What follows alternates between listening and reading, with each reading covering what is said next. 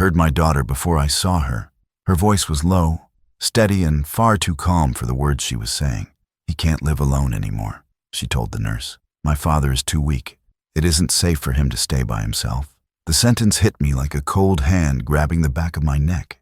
I stood just behind the doorway, holding my jacket, hearing my own child describe me as if I were losing my grip on reality. I knew I wasn't supposed to listen, yet I couldn't move. I couldn't even breathe. She spoke like someone reporting a stranger. "He forgets things," she continued. "He gets confused easily. I'm worried he'll hurt himself." None of it was true. I've had the same morning routine for 20 years. I cook my meals. I pay my bills. I drive myself when I need to. But the nurse nodded with concern, as if my daughter were explaining a fragile patient she'd cared for all her life. I stepped forward slowly, and she finally noticed me. Her eyes widened for a moment, not out of warmth, but like someone caught in a conversation they didn't expect to be overheard. Then she looked away, pretending she hadn't said anything unusual. "Dad," she said lightly, "you made it." She didn't meet my gaze. She didn't want to. The nurse smiled at me with the kind of pity that sinks straight through your ribs. "Let's get you checked in," she said gently, as if I was a man who needed help walking. I stood straighter out of instinct, but the damage was already done. Once someone plants the idea that you're slipping, every small movement becomes proof. Even the way I cleared my throat felt like it could be misread as a symptom. My daughter stepped between us and answered every question for me. "He's been tired," she said. "He hasn't been eating well. He gets overwhelmed. He doesn't always remember instructions." She spoke without hesitation, shaping a version of me I didn't recognize. I opened my mouth twice to correct her, but each time she cut in first. It was like watching someone repaint your portrait with colors you never chose. When the nurse asked about follow-up steps, my daughter lowered her voice again. "What's the process for an assisted living evaluation?" Just hypothetically. The word hit me hard. Assisted living. Hypothetically. She said it like a plan she'd already rehearsed.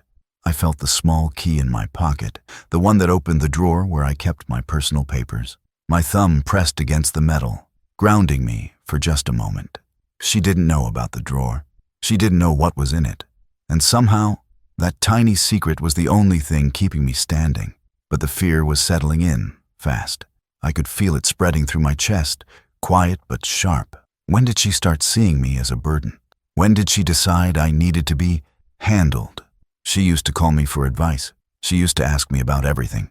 Repairs, bills, even her relationships. Now she spoke over me like I was a problem to manage. The appointment ended, but the dread didn't. She walked ahead of me toward the elevator, talking to the nurse about scheduling, transportation, future plans. I followed slowly, listening to the rhythm of her shoes against the floor. Each step sounded like a door closing somewhere I couldn't see. She pressed the elevator button and finally turned to me. "We'll talk later," she said. Not a question, not an invitation. A decision already made. As the doors opened, I looked at her and wondered, quietly, painfully, when did my daughter stop believing I could stand on my own? And what else had she decided without me? My daughter began showing up more often after that appointment, but not in the way a caring child visits a parent. She didn't sit with me for coffee or ask about my day. She came in with a clipboard in her hand, or her phone pressed to her ear, checking things, scanning the room, talking like a supervisor inspecting a workplace. At first, I tried to tell myself it was concern. Maybe she was just having a protective moment, but the tone was different. Every visit felt like she was measuring something, watching, judging, making silent notes about my life that she never bothered to share with me. She started moving things without asking.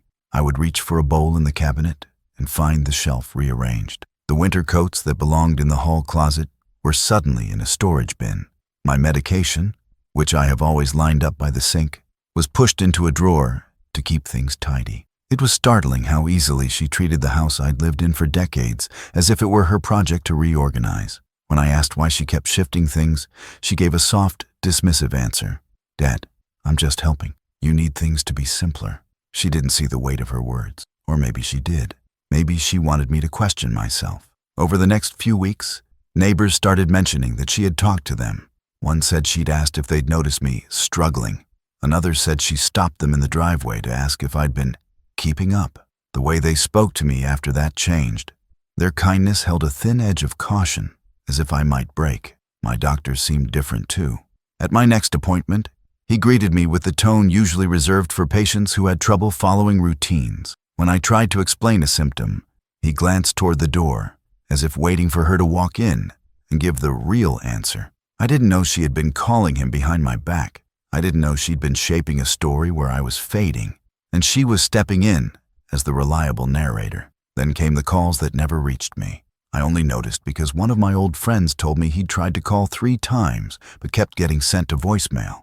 My phone was on the counter the whole day. She must have silenced it. Earlier, maybe accidentally, maybe not. I found the settings altered in ways I never touched. She had also added her own number under emergency contacts without asking. She started managing my schedule without saying a word. "I rescheduled your appointment," she would say casually, handing me a slip of paper with a new date. "I told the plumber you'd be home next week. I confirmed with the bank that you'll come in on Thursday."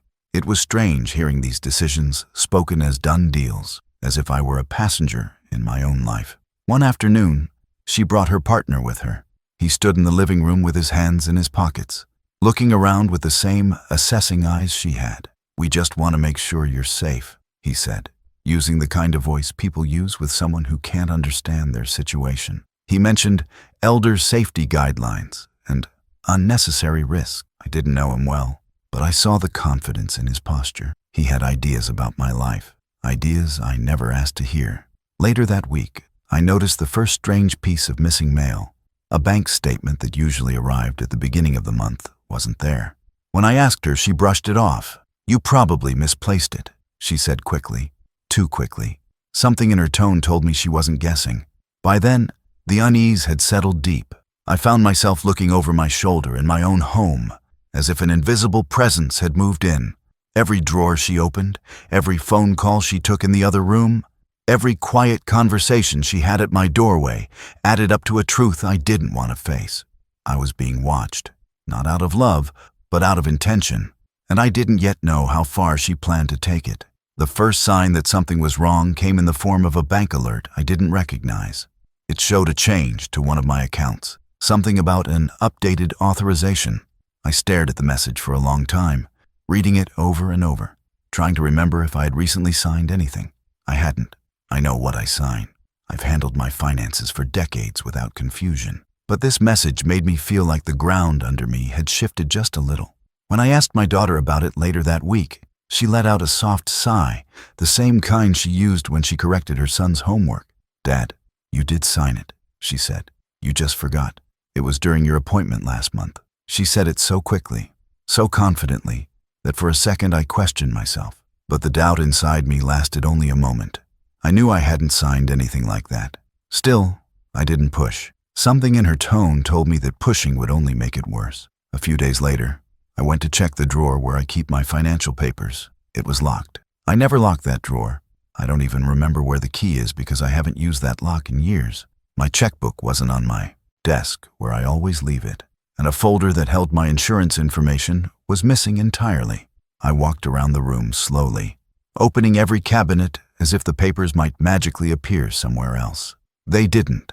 I waited until she left the house that evening before checking the hallway drawer where I kept an old spare key. When I found it and opened the locked drawer, my stomach dropped. Several envelopes had been slit open and resealed. A few pages were missing from a folder that had been full the last time I saw it. Someone had been inside my life in a way that felt violating, almost surgical. They had taken exactly what they wanted and left just enough behind to make it look normal. The next time her partner came by, he wandered into the study with an ease that didn't match how little he knew me. He looked at my shelves, my desk, the files I had reorganized after noticing the missing pages. "You've got a lot of outdated paperwork," he said casually. "I help people clean this stuff up all the time. Consulting, financial structure, that sort of thing." His voice was smooth, practiced, the kind of tone someone uses when their real intentions sit beneath the surface. I watched him closely. He never asked permission before touching anything. He never treated my space like my own. And he kept glancing toward the drawer I had unlocked the night before. It was then I realized he wasn't just giving opinions. He was familiar with what was already missing. That night, I sat at the kitchen table with a small notebook and began writing everything down. Dates, changes, conversations, missing documents, strange comments, unexpected visits. I wrote it all slowly and carefully, aware that my notes might one day become proof. I didn't want to believe that my daughter and her partner were involved in something harmful, but the facts lined up in a way I couldn't ignore. Every new alert from the bank, every forgotten signature she claimed I made, every drawer that wasn't how I left it, every reaction that felt rehearsed. It wasn't forgetfulness, it wasn't coincidence. It was a pattern, a deliberate, coordinated pattern. The moment the truth settled into me, I felt a slow, cold fear spread through my chest. Someone was constructing a version of me that wasn't real. Someone fragile, someone confused, someone who needed supervision, someone who could be legally managed. And with every document that went missing, every signature falsely explained, every shift in control, I could feel the walls of that version closing in. For the first time, I feared that someone was preparing to take everything, my home, my independence, my name, and claim authority over the life I built. I knew things were changing the moment my daughter spoke for me in the exam room. The doctor asked how I'd been feeling, and before I could answer, she placed a firm hand on my shoulder. "He's declining fast," she said quietly, as if sharing a painful secret. "He forgets entire conversation. He's getting confused with basic tasks." Her voice trembled just enough to sound sincere. I sat there staring at her, stunned. Declining fast? Confused? I had walked into that office by myself. I drove there alone. I could recall every detail of the past week, down to the new plant I'd trimmed in the backyard. But the doctor looked at her with concern, then looked at me with the same soft pity I had heard in other rooms lately. It was a look I had never invited. When I tried to speak, she gently cut me off. "Dad, it's okay. Let me explain." She turned back to the doctor and continued her story, painting a picture of a man who could barely keep track of his own thoughts. I listened to her calmly, but inside I felt something break. She wasn't confused. She wasn't mistaken. She was building a case. 2 days later, I tried to log into my medical portal to review the new notes. My password didn't work. I requested a reset. No email came. When I asked my daughter about it, she brushed it off. "Dad, you shouldn't worry about online records. It's safer if I manage everything. Too many scams out there." The way she said it, soft, patient, patronizing, made me feel smaller than I'd ever felt in my life. The next week, she handed me a stack of papers clipped together neatly. "These are just safety forms," she said. "Every senior needs them." When I reached for the pages, her partner stepped closer, pretending to help but really watching my reaction. I scanned the first sheet and felt my breath tighten. It was a power of attorney form, tucked beneath a bland cover page that mentioned emergency contacts. "You don't need to read everything," she said quickly. "Just sign where I highlighted. It's routine." Routine. That word echoed through me like a warning bell. I handed the papers back and said I wanted more time. Her smile faded for a heartbeat before returning, thin and forced. "Of course," she said, "but sooner is better. We don't want you overwhelmed." Overwhelmed. Another word meant to make me sound weak. That same afternoon, I learned my next 2 medical appointments had been rescheduled. I hadn't changed anything. When I called the office, the receptionist told me my daughter had called on my behalf. "She said mornings are too confusing for you," the woman said apologetically. "She asked that we call her instead of you for updates." I hung up the phone with shaking hands. The mail was the next sign. Normally, I hear the clink of the mailbox around noon, but days went by with nothing delivered. When envelopes finally appeared again, several were already opened, resealed, and missing inserts. Each time I asked my daughter about them, she had an answer ready.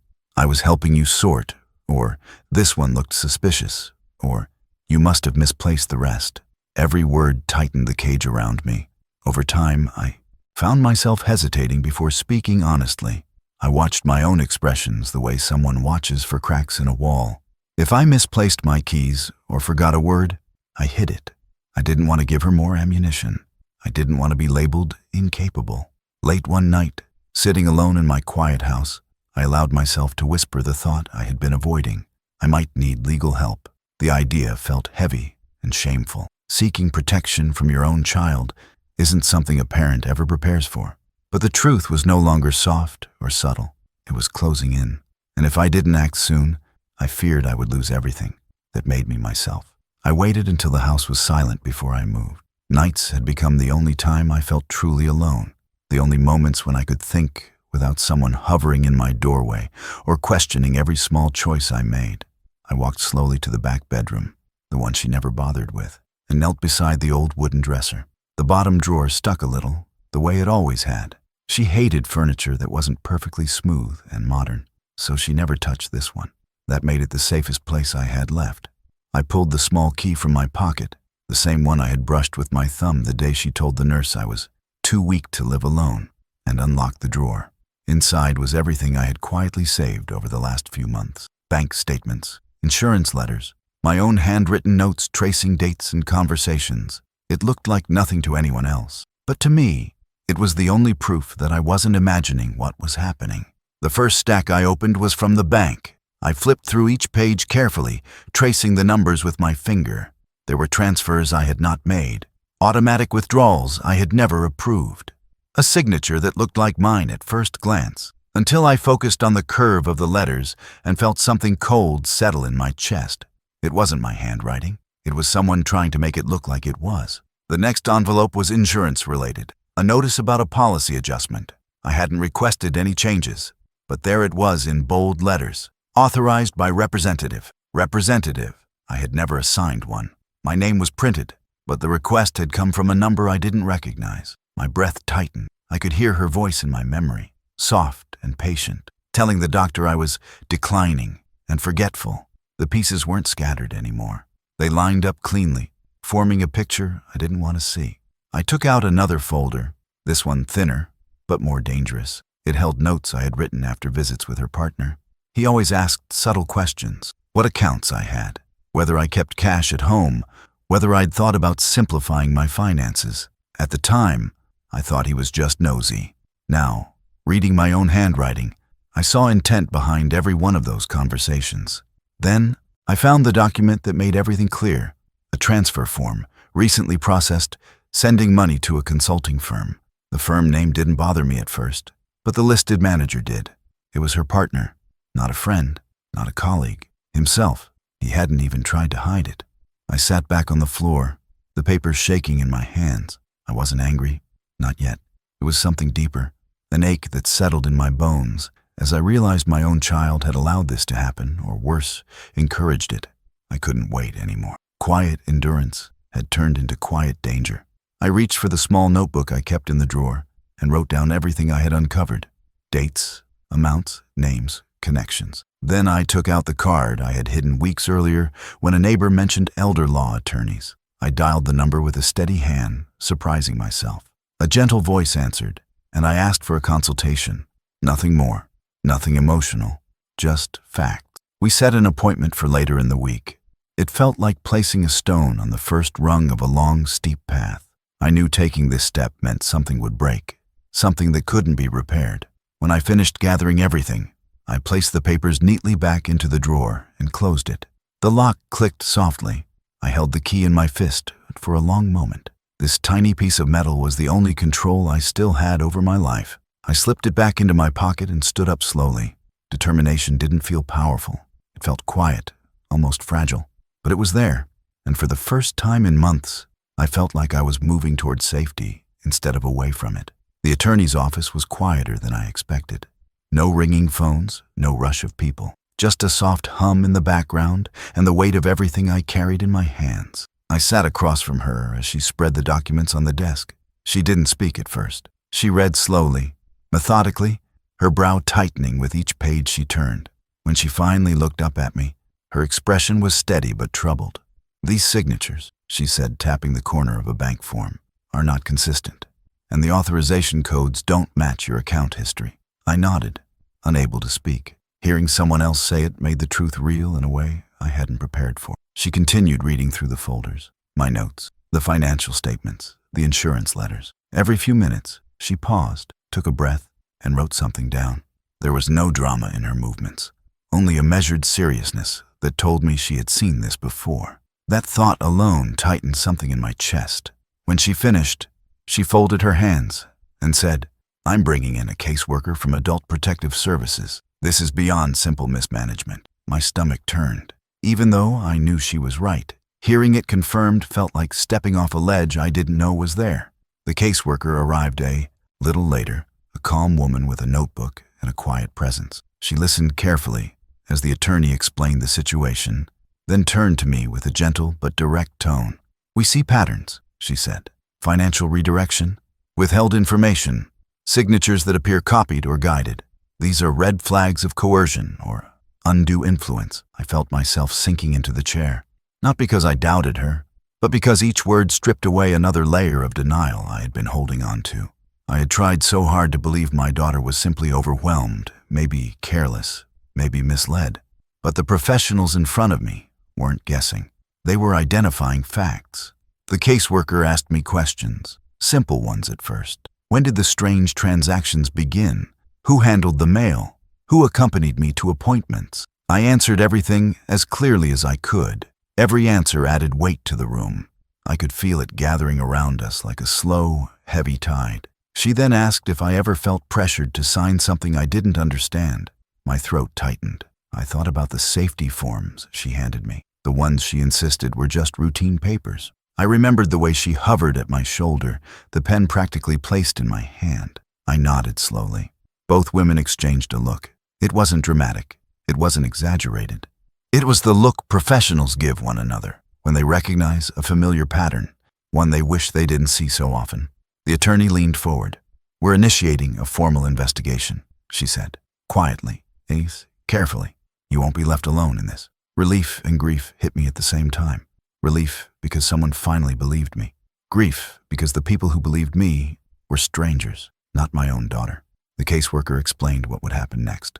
Document reviews, interviews, contact with the bank and medical providers, verification of signatures. It all sounded steady and controlled, but every step meant exposing more of what had been done behind my back. Every step meant acknowledging that my own child had crossed a line she could never return from. When the meeting ended, the attorney placed a reassuring hand on my shoulder. "You did the right thing coming here," she said. I wanted to believe that, but all I felt was a quiet breaking inside me. The truth was moving forward now, whether I was ready or not. As I stepped out into the cool air, the weight of what was coming pressed against me. An investigation, evidence, interviews, and eventually a confrontation. There was no path around it, only through it. And for the first time, I understood that this wasn't just about money or paperwork. It was about the moment I would one day have to look my daughter in the eyes and face the truth neither of us could hide from anymore. I confronted her on a gray afternoon, the kind of day when the quiet feels sharper than sound. She came into the house without knocking, as if it still belonged to her. I stood in the living room, the folder of documents on the table between us. My hands felt strangely steady for what I was about to do. "I need to talk to you," I said. My voice sounded older than I remembered. She looked up from her phone, surprised by my tone, not yet afraid. "About everything you've been doing, the finances, the appointments, the forms you said were for my safety." She let out a quick breath, the kind used to push away tension rather than face it. "Dad, please," she said. "You've been under a lot of stress. You misremember things. I'm doing my best." Her words didn't shake me the way they used to. I slid the folder forward. "These aren't memories. These are facts." I opened it slowly, revealing the bank statements, the copies of altered signatures, the redirected mail logs. "You told people I was confused. You told doctors I couldn't handle my own life." She glanced at the papers and then looked away, folding her arms tightly. "I was trying to help. You don't understand how hard this is for me. The pressure, the responsibility." I waited for some sign of remorse, but what came next was denial layered with practiced deflection. "You're making this bigger than it is," she said. "You probably signed things and forgot. You do that sometimes. And those transactions, maybe they were old or scheduled. Why are you attacking me?" Her partner walked in from the hallway then, clearly having waited out of sight. His expression was stiff, rehearsed. He moved to stand beside her, silent but present, like a shadow given shape. I felt something lock into place inside me, the final piece of a puzzle I never wanted to solve. I looked at him, then back at her. "His name is on the document," I said quietly. "On the beneficiary request, on the consulting invoice, on the transfer form you said didn't exist." Her face tightened. A flicker of panic passed through her eyes before she smothered it. "He was just helping me organize things," she said. "You're reading everything wrong." I shook my head. The attorney and the caseworker disagree. That was the moment everything shifted. She froze. He stepped forward slightly, as if to shield the lie they had built together, but it was too late. A knock came at the door. Firm, professional. expected only by me. Two officials stood outside with sealed envelopes. They introduced themselves calmly and handed over the notices. Temporary restrictions on financial access. Pending investigation. Their voices were low, steady, respectful. They didn't accuse. They simply documented. My daughter's hands trembled as she opened her envelope. Her partner's jaw clenched, anger rising behind his controlled face. "This is ridiculous," he muttered. "They can't do this without proof." "There is proof," I said, and for the first time, the words didn't feel like weapon. They felt like truth finally allowed to breathe. She looked at me then, really looked at me, not with concern, not with patience, but with something wounded and defensive. "You did this?" she whispered, as if betrayal only existed from her side of the story. "I protected myself," I answered, "because you wouldn't stop." Silence settled between us, thick and cold. She stepped back, shaking her head. He guided her toward the door, whispering to her, telling her what to think, what to say next. She didn't fight it. She let him lead.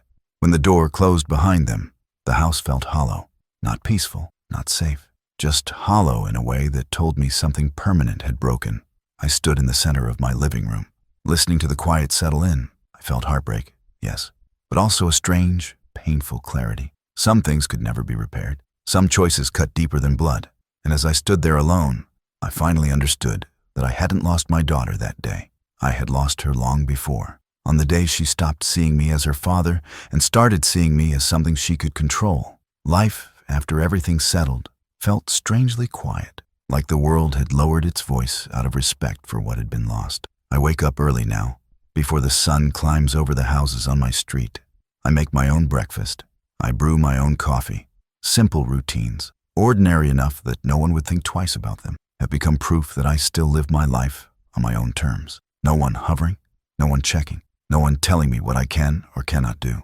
Some days, I sit by the window and watch the neighborhood move around me. People walking their dogs, kids riding bikes, delivery trucks rumbling past. Nothing dramatic, nothing loud. But after months of control and suspicion, that ordinary hum feels like a kind of freedom. A reminder that I'm still here, still capable, still myself. The legal process didn't fix everything. It rarely does. The professionals did their job, carefully, respectfully, without rushing to judgment. They saw what needed to be seen. They confirmed what I had feared.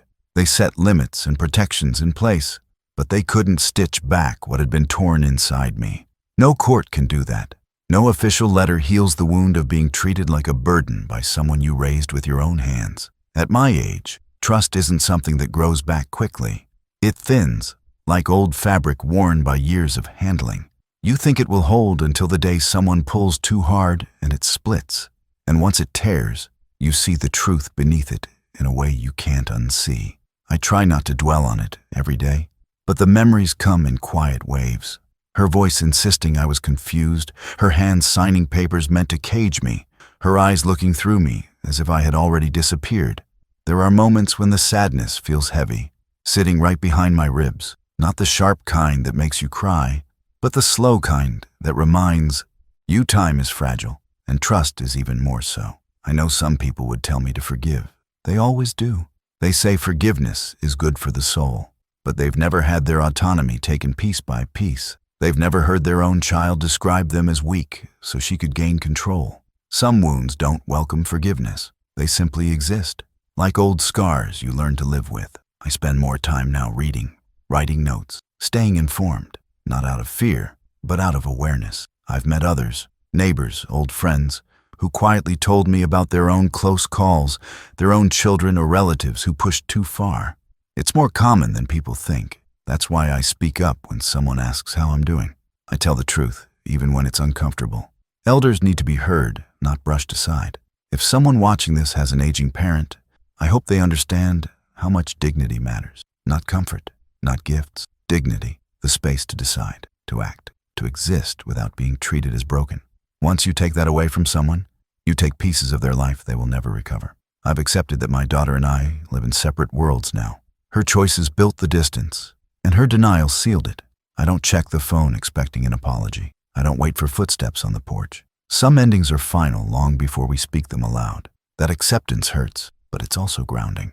It lets me move forward, even if slowly.